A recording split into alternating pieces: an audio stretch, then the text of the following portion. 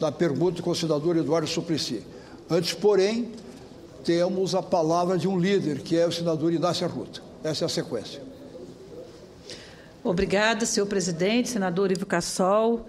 Quero também cumprimentar os demais senadores aqui presentes, senadoras, os telespectadores e ouvintes da TV e da Rádio Senado.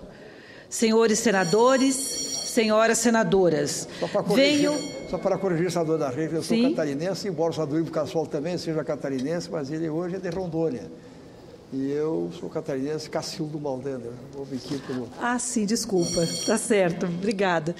Senhores senadores, senhoras senadoras, venho a essa tribuna para provocar aos senhores senadores e às senhoras senadoras uma reflexão e iniciar um debate o qual o Parlamento brasileiro deverá se debruçar e aprofundar no ano de 2014. Refiro-me aos graves problemas na segurança pública e à completa falência do nosso sistema prisional. Terminamos o ano de 2013 perplexos com a crise instalada no estado do Maranhão, que, verdade seja dita, não é muito diferente de outros estados da federação. Diante da grande repercussão e das graves e consistentes denúncias de violação de direitos humanos da população carcerária e sua consequente repercussão e consequências para o restante da população, decidimos fazer uma diligência da Comissão de Direitos Humanos do Senado ao Presídio de Pedrinhas. Representando a comissão, além de mim, foram os senadores Randolfo Rodrigues, João Capeberibe e Humberto Costa. Chegando ao Estado, fomos também acompanhados pelos senadores Lobão Filho e João Alberto de Souza. Durante a diligência, constatamos que os problemas e as constantes rebeliões remontam ao ano de 2007, com as primeiras rebeliões. No ano de 2008, a CPI da Câmara dos Deputados diligenciou a maioria das unidades prisionais de São Luís e constatou, à época, superlotação, excesso de presos provisórios, misturas de presos, presos doentes encarcerados, falta de trabalho e escola, esgoto estourados, carência de assistência médica, educacional, jurídica, dentre outros graves problemas.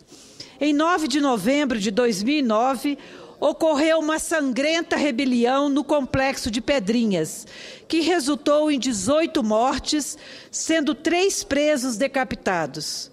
Desde então, até o final do ano de 2013, foram executados 145 presos no interior de estabelecimentos penais de Pedrinhas e de Pinho, sendo 7 decapitados. Este quadro fatídico resultou na atual crise do sistema carcerário do Estado do Maranhão, que foi para além dos muros dos presídios.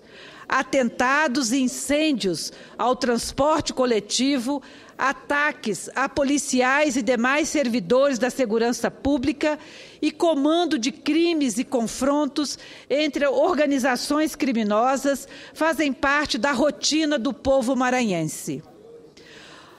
Ao nos debruçarmos com maior estudo, com vistas a entender e de forma conjunta resolver este problema que é nacional, alguns dados nos chamam a atenção. Quero aqui destacar o primeiro dado. O Estado do Maranhão tem a menor taxa de população carcerária do país, ou seja, 128,5 presos por 100 mil habitantes. O segundo dado, mais baixa taxa de policiais militares por habitantes do país. Terceiro ponto, a segunda pior taxa de policiais civis por habitantes do país. E ainda, 55% dos presos são provisórios, aguardando julgamentos. Tem apenas 0,98% da população carcerária nacional, no entanto, concentra 26,5% das mortes de presos no sistema carcerário. E ainda o Estado do Maranhão finalizou o ano de 2013 com 807 homicídios na região metropolitana de São Luís. Ou seja, 635 em 2012, um aumento de 27%. Infelizmente, esta não é uma realidade exclusiva do Maranhão. Eu, pessoalmente, vivenciei a crise no sistema carcerário no meu estado, o Espírito Santo, em 2009, quando esquartejamentos eram recorrentes nos presídios capixabas. A delegacia de Vila Velha, o município onde eu moro, com capacidade para 36 presos, foi transformada em presídio, chegando a ter 300 presos e apenas um banheiro funcionando. A superlotação impedia os presos de se mexerem, obrigando-os a fazer as necessidades fisiológicas nas embalagens em que era servido o almoço. Os presos se revezavam para dormir, pois o espaço não comportava que todos se deitassem ao mesmo tempo. Não existiam entradas de ar, nem mesmo janelas, a luz do sol nunca era vista. A higiene pessoal nem se fala. Banho era um luxo, ao qual não tinham direito, o que era um atentado à saúde. Muitos deles com doenças de pele e furúnculos pelo corpo, inclusive nos órgãos genitais. À época, o Estado encontrou uma solução provisória, para lá de questionável, para solucionar o problema da superlotação. No município da Serra, mais especificamente no presídio de Novo Horizonte, o governo passou a encarcerar os detentos em contêineres. No verão, as celas metálicas atingiam temperaturas superiores a 40 graus. As paredes pareciam brasas em fogo, impossível de encostar. As condições de infraestrutura eram precárias. Um banheiro para cada 20 homens, acúmulo de lixo, esgoto a céu aberto e muitos ratos e baratas. O odor proveniente do local era intragável. Todo esse cenário de horror e de violações de direitos humanos chegaram a ser discutidas no Conselho dos Direitos Humanos da ONU, em Genebra, em 2010. De lá para cá, o Estado investiu cerca de 453 milhões de reais para mudar o perfil de nossos presídios. Mas as mudanças não atingiram somente o aspecto da infraestrutura. Atualmente, o Espírito Santo divide com Pernambuco a primeira colocação no ranking de presos estudando, com 25% da população carcerária. O Espírito Santo também apostou na reinserção social do preso a partir da escolarização, qualificação profissional e inserção no mercado de trabalho. Tudo isso associado à adoção de penas alternativas, permitiu ao Estado, pela primeira vez, que o número de saída de detentos fosse maior que o de entrada. No Rio Grande do Sul, ainda convivemos com o caos sofrido no Presídio Central de Porto Alegre, o maior do Brasil, onde a situação também é caótica, cujas instalações são classificadas por entidades de direitos humanos e pelo Fórum da Questão Penitenciária do Rio Grande do Sul como de risco crítico, insalubres, sem condições sanitárias mínimas e com total ausência de controle estatal sobre o dia a dia da vida nas galerias do presídio. O presídio, fundado em 1959, foi considerado o pior do país pela CPI do Sistema Carcerário do Congresso Nacional, concluída em 2008. Em seu relatório final, a CPI classificou a unidade como uma masmorra, um inferno, referindo-se ao amontoado de gente que sobrevivia em meio ao lixo e ao esgoto. Como já defendemos, o cenário de degradação não é exclusivamente do Maranhão, do Rio Grande do Sul, desse ou daquele estado, mas uma realidade do nosso sistema prisional.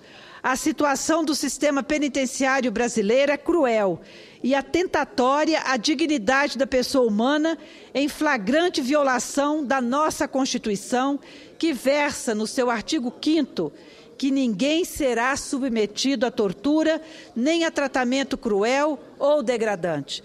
E eu quero aqui, senhores senadores, também lembrar do presídio feminino do Estado do Pará, que por ocasião da CPI da violência contra as mulheres, tivemos a oportunidade de visitar e que as mulheres em situações semelhantes ao presídio do Estado do Maranhão também vivem em situação muito degradante dentro do presídio.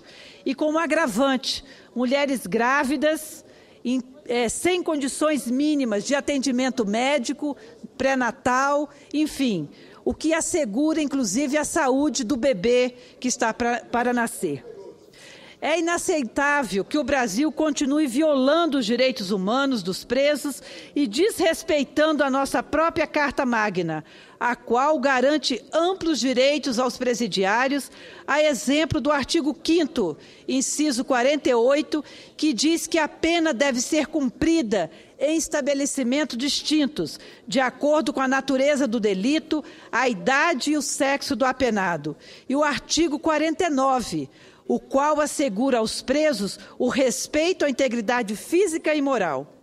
O Estado brasileiro também tem atentado contra a Lei 7.210 de 84, a Lei de Execução Penal, que no seu artigo 84 diz que presos condenados devem ser separados de provisórios, o que evidentemente não vem sendo cumprido no país.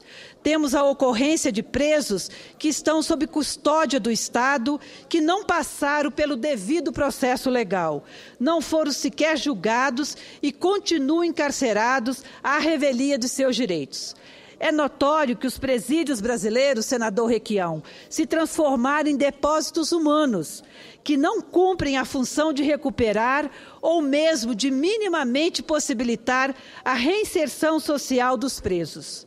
Que tipo de cidadãos e cidadãs o sistema penitenciário nacional tem formado e oferecido ao convívio social? Em um ambiente de degradação, de maus tratos, de péssimas condições de higiene, de ausência completa de assistência social, médica e psicológica, é consequente que esses presos submetidos a tais condições sejam levados ao definhamento físico e mental. É procedente a máxima de que as cadeias brasileiras tornaram-se verdadeiras universidades do crime, uma vez que elas não oferecem as mínimas condições de vida para o encarcerado. O índice de 60% de reincidência de presos primários é um dos mais altos do mundo e denuncia por si só a falência do atual modelo de encarceramento em curso no país. E mesmo assim, continua-se acreditando que o endurecimento das leis e o aprisionamento em massa são saídas para solucionar a questão da criminalidade e da violência, a exemplo das propostas de redução da maioridade penal que aqui tramitam e da própria discussão em torno da reforma do Código Penal, expressões de que muitos parlamentares ainda veem a prisão como solução dos problemas. Um exemplo manifesto de que o endurecimento das leis não surte efeito concreto. É a lei dos crimes hediondos, muito propalada como resposta à violência urbana, mas que desde que entrou em vigência, pouco resultado deu. Temos que problematizar o mito de que a lei penal é capaz de solucionar problemas de cunho social mais amplos e complexos. Segundo dados do Departamento Penitenciário Nacional, DEPEN, órgão ligado ao Ministério da Justiça, nos últimos 22 anos, a quantidade de pessoas presas teve um aumento de 511% entre 1990 e 2012, ao passo que o número de habitantes no país teve um crescimento de aproximadamente 30%. Diante desses dados, cabe-nos fazer uma pergunta. Este aumento do número de encarcerados resultou em uma maior sensação de segurança da população? Atualmente, o Brasil possui uma massa carcerária de 550 mil pessoas espalhadas pelas 27 unidades da Federação, com taxa de 228 presos para cada grupo de 100 mil habitantes. Em 1990, o ano funesto em que o país também vivenciou o extermínio de 111 presos no massacre do Carandiru. A população carcerária era de 90 mil presos. O número coloca o país no 4º lugar entre as nações com maior quantidade de encarcerados no mundo e cujo índice de crescimento é o maior verificado no planeta. O Brasil fica atrás apenas dos Estados Unidos da América, com 2,2 milhões, China com 1,6 milhões e Rússia com 680 mil. E pasmem, senhores senadores e senhoras senadoras, deste contingente de 500 mil de pessoas encarceradas, mais de 1/3 são presos provisórios, ou seja, ainda aguardam julgamento, encarcerados, e muitos destes teriam direito a estar em liberdade. Segundo o Ministério da Justiça, o déficit prisional brasileiro é de 240 mil vagas. E quero aqui fazer um parêntese que eu considero fundamentalmente importante, que diz respeito à seletividade da nossa população carcerária. Não é qualquer cidadão brasileiro que está sendo submetido a esta realidade aviltante da dignidade humana.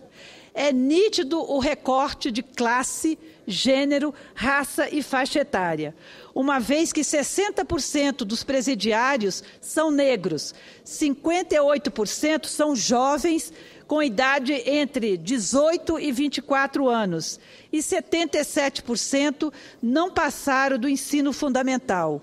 5,6% são analfabetos, 13% são apenas alfabetizados e 46% têm apenas o ensino fundamental incompleto, o que demonstra que temos uma máquina estatal de prender e criminalizar a população negra, pobre, jovem e da periferia.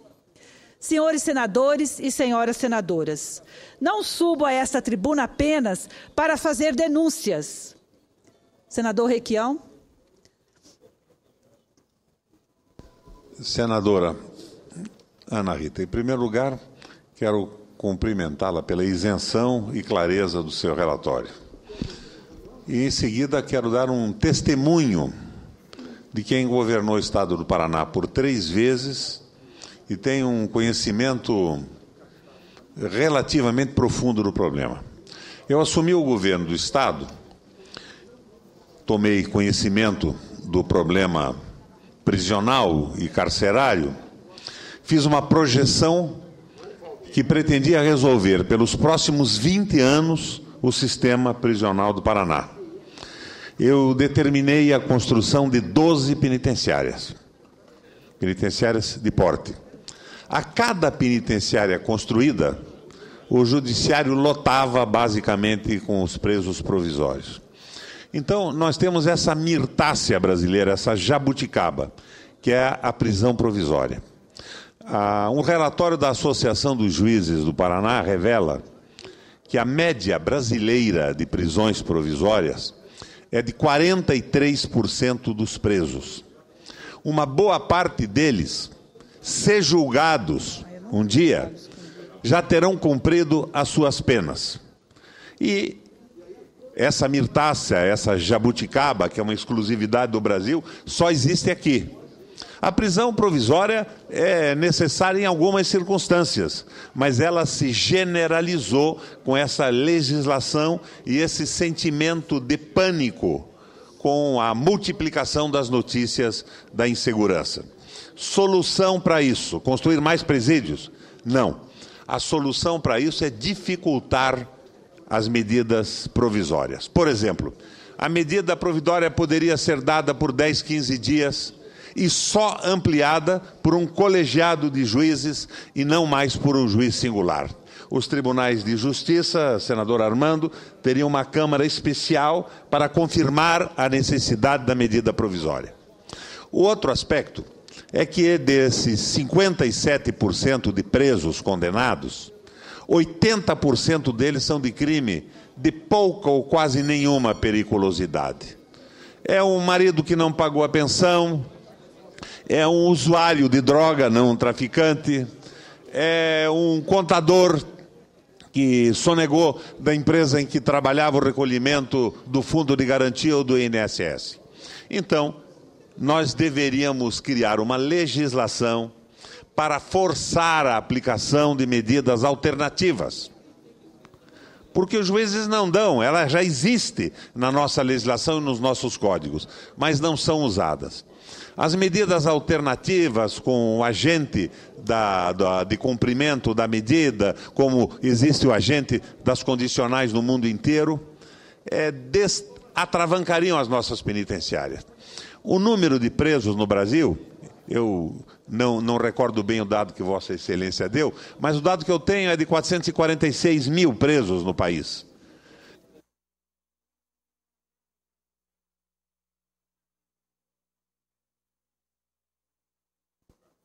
Destes 446 mil presos, 200 e tantos são presos provisórios.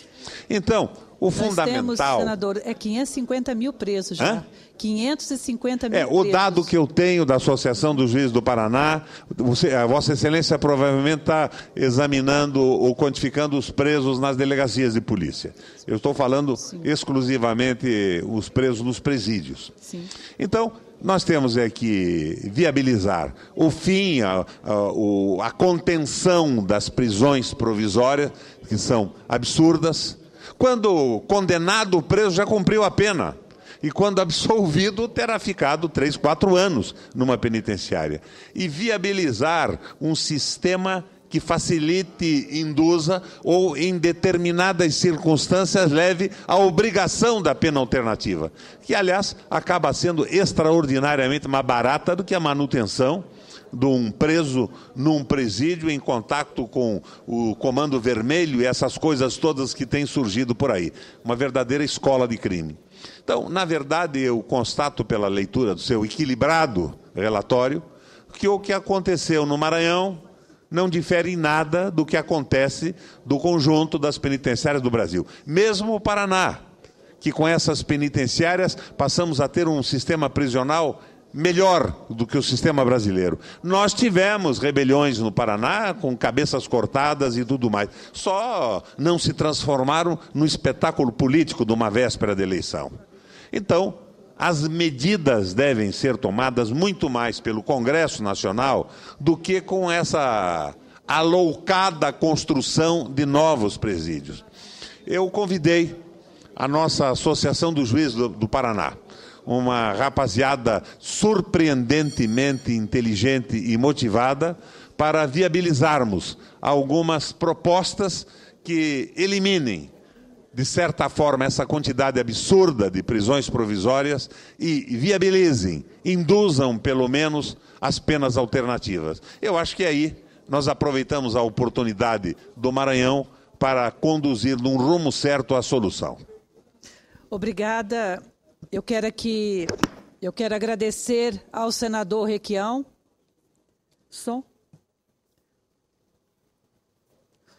Eu quero agradecer ao senador Requião pela parte, dizer que esse é um debate que realmente que o Congresso Nacional precisa fazer e, com certeza, Vossa Excelência tem muito a contribuir pela experiência acumulada como governador do Estado do Paraná e também como membro da Comissão de Direitos Humanos desta Casa.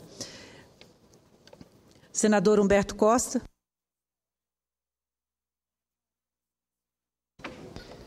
Mais 2 minutos para concluir, que nós temos ainda vários oradores. Pois não, serei breve. Eu apenas faço questão de registrar o meu à parte, a senadora Ana Rita, porque fiz parte da comissão especial, da Comissão de Direitos Humanos, que esteve no Maranhão fazendo aquela visita a Pedrinhas, conversando com a sociedade maranhense sobre aquela crise. Eu queria tão somente registrar a iniciativa da senadora Ana Rita, a forma como ela conduziu todo o processo e também dizer que nós precisamos nos sentar a partir daquela visita para fazermos essa discussão que Vossa Excelência está a fazer, que o senador Roberto Requião aqui fez também, e vários outros que também estão preocupados com o tema do sistema prisional brasileiro. Parabéns a Vossa Excelência. Obrigada, senador Humberto Costa. Amanhã, na reunião ordinária da Comissão de Direitos Humanos, que vai acontecer às 11 horas, nós estaremos socializando toda essa visita que foi feita, apresentando o relatório da visita e também debatendo os próximos passos que esta Casa deverá tomar e a Comissão de Direitos Humanos também deverá tomar. Então, esse debate será feito conjuntamente com todos os membros da Comissão de Direitos Humanos amanhã, às 11 horas da manhã. Eu já vou finalizar, senhor presidente, quero pedir para considerar como lido o relatório, mas quero apenas aqui reafirmar o meu compromisso e convicção de que a saída para este grave problema exige do Estado brasileiro muito mais do que construção de presídios. Está para chegar nesta casa, inclusive, uma medida provisória que trata desse tema. Então, na verdade, nós estamos em um círculo vicioso e precisamos sair desta encruzilhada. Então, nós precisamos discutir políticas eficientes para que possamos dar uma resposta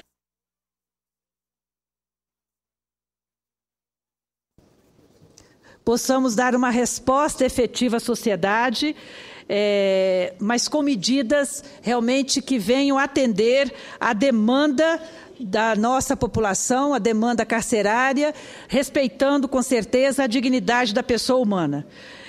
E aqui, o desencarceramento com penas alternativas, na minha opinião, ajudaria em muito a reduzir a superlotação dos presídios e, assim, ficar apenas aqueles que cometeram crimes muito graves.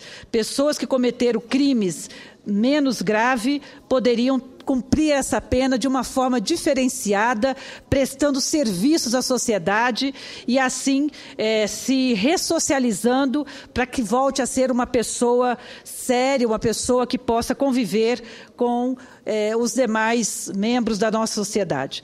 Eu quero também, senhor presidente, finalizar. Eu recebi um relatório e gostaria de considerar como lido o meu relatório, o meu discurso, a minha fala de hoje à tarde, mas também considerar como lido um documento que foi entregue pelos estudantes do Centro Acadêmico 11 de Agosto, que tem como tema Pedrinhas, o Maranhão e a Tragédia Carcerária Brasileira.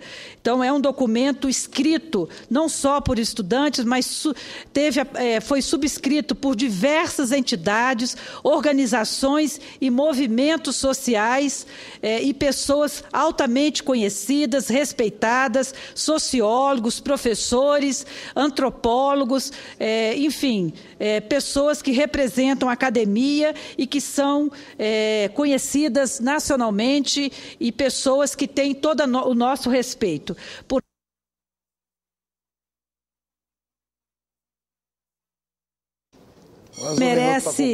Que merece ser publicado, e eu solicito a essa casa que publique esse documento e que seja registrado nos anais aqui do Senado Federal. Muito obrigada.